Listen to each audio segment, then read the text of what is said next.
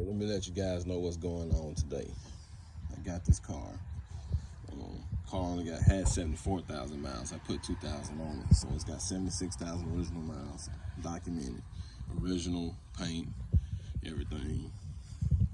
350 engine. I don't even have, I think maybe, it don't have 10,000 miles on it. I have to go look. This is what I'm doing. Got the electric fans, adding a switch to it, the controller when the fans come on to run it. I ran some of it, everything ran except for my wires to run the air conditioner and the little temperature sensor prong that I'm gonna put down here. Let's see if you can see it. I'll put down there, unplug that, and it's got an adapter that I run this to. But that's the least of what's going on here. Man, this car, the guy got it from, I don't know if he did it or he said he got it from the original owner, so I'm taking it he did it. He had it, I think he said 6 years, and can't think of how. He had a garage, which was a blessing. Garage, never been outside in the rain. Okay, I get the car here, had it shipped here. Everything is perfect except for this interior. This interior was originally blue. See what's happened here? I'm changing all this. I wouldn't have messed with it at all if I wouldn't have seen stuff like this. And this is me, man, because I mess with these cars and I do some of my own work. I do everything except for paint and body, like body work. But man, I start seeing stuff like this. Overspray here. Dash painted, must have been painted with the dash still in. I'm taking that out because I had overspray on the windshield. You can't see it, but steering wheel, seeing stuff like that peeling. I'm gonna get to the trims. Pieces painted while still in the car. That's a no-no. Either runs, that's black. Painted while still in the car. Like I said, the car is immaculate, man. I'm not complaining there. It's a blessing, especially for what I paid for the car.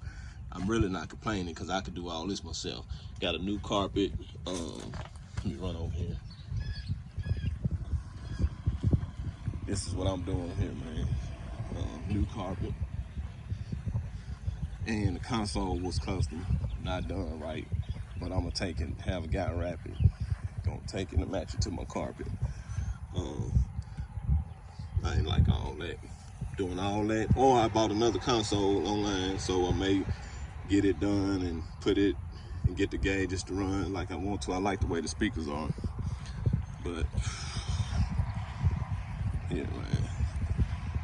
Let me show y'all guys that don't know much about this, how to paint these trims. This me. This is what I've been doing for years. Here's my trims.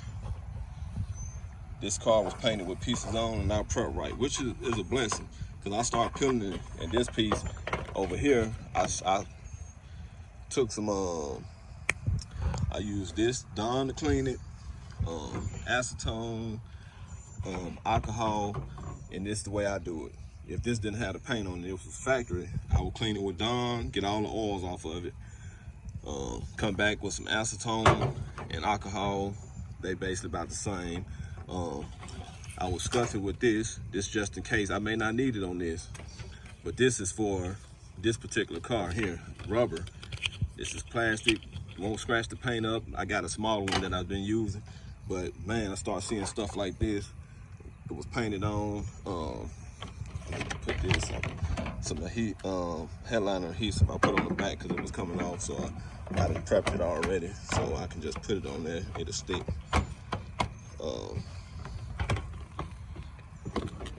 And I'll come back if I have to. I think I'll let it dry a little bit. I'll spray the other side, but this was painted with on the car. This is what a seat was. I believe this is the passenger side. The driver's side is the same way. Painted with the car on. You can see what the other piece look like at the back dash, but no prep work.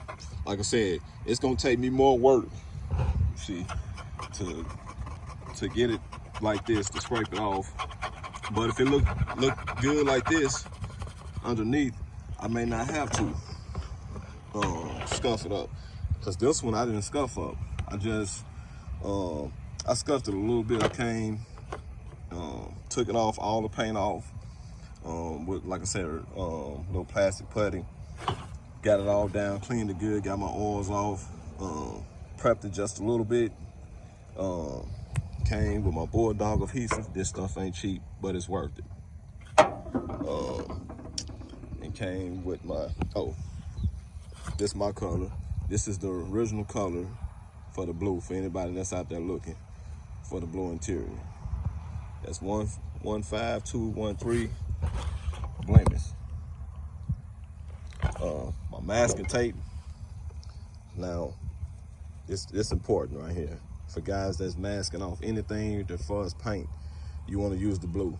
The blue is not as strong as any other color. The blue, if you get you a roll of blue and green or yellow, you can feel how easy the blue come off. It is not sticking as hard, but the other colors stick to each other hard, and that's what we do if you stick it to paint.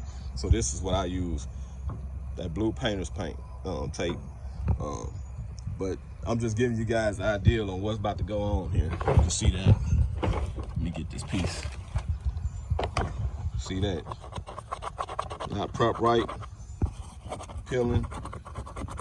I'm happy in prep right, because man, it's gonna make my job better. It's gonna be harder, but it's gonna be worth it. This, I know, pieces like this in the door panel, I'm gonna have to do it, but a little soap and water, may not even have to, by not being scuffed and sticking, may just have to clean it good or something like that, and may have to scuff a little bit just to get the paint to stick like this piece. Like I said, this piece is exactly like this. That's the passenger side, it's the driver's side. I just soaked it down. It took me about 30 minutes to get all that paint off, soak it, acetone. I used a little paint remover, aircraft paint remover, just a little. Man, you can't let it soak. Spray it on there and take it off. I mean, not even a minute. I wouldn't even let it stay on there a minute. I put it on there, got my soap and water, because the water is gonna cut the paint remover. It's gonna cut that. So as soon as you put it on there, it cuts the strength of that paint remover. So I put it on there a little bit and took it completely off. Like I said, I got a putty somewhere because I did this piece in my paint remover, my aircraft aerosol paint remover. I didn't use the kind you rub on. You can, that's your decision. And I got some 5mm rubber gloves, something that's a little strong. But man, this is the before picture. Like I said, I'm gonna show you the after picture. It may not be today. I'm hoping I can get this done today.